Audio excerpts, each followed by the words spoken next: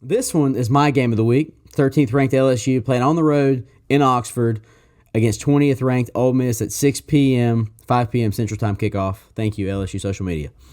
Ole Miss, obviously, a rough time for them coming off the loss against Bama. If there was ever a year for Lane Kiffin to finally be the next assistant to beat Saban, this was the year.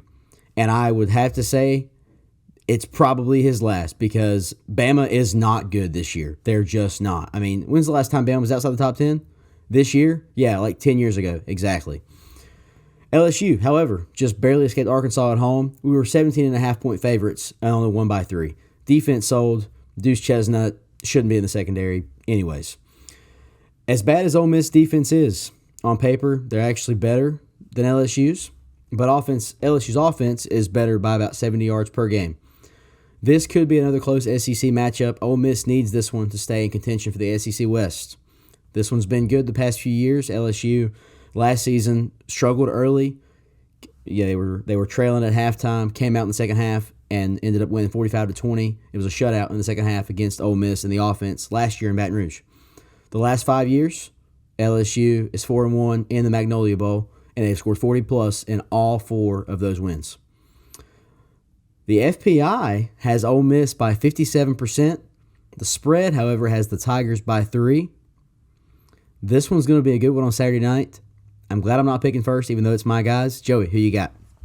I would just like to say that me and ESPN are friends because I have the upset in this game. I'm going to pick Ole Miss. I'm going to pick Ole Miss and the Powder Blues to win this game. I think, it all comes down to that offensive line for Ole Miss. I think his name is Perkins. Is his name Perkins?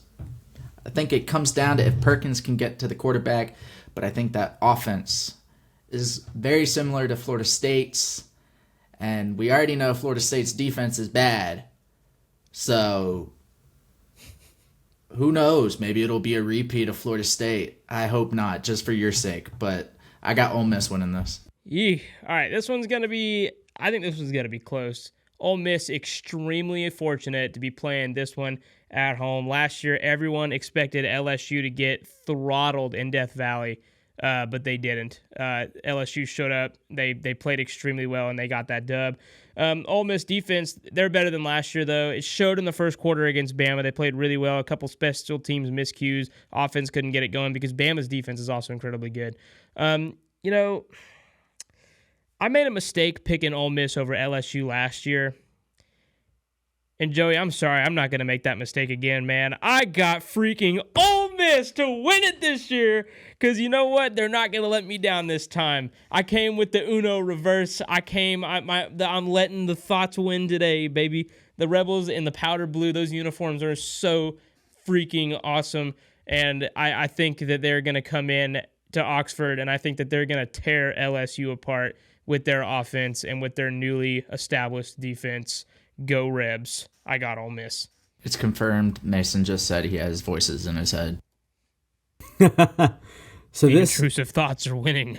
So this one's tough because obviously I'm an LSU fan, and I will say that their offense, Jackson Dart and Quinshon Judkins, are a great duo, and they've looked really good this year to this point, or looked good enough at least to be competitive in the West. LSU secondary has been sus all season.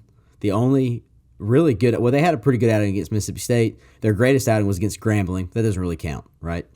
2-0 in SEC play. It's on the road. The Powder Blues are nice jerseys. I've got the Tigers. I'm not going against my guys, but I think I like them to cover. I like them by a touchdown, but it will be a shootout. I think both teams will more than likely score 30-plus. I think LSU wins this one 45-38. Hey, check this out before we move on to the next game. Mm-hmm. What if Lane Kiffin was playing the long game here?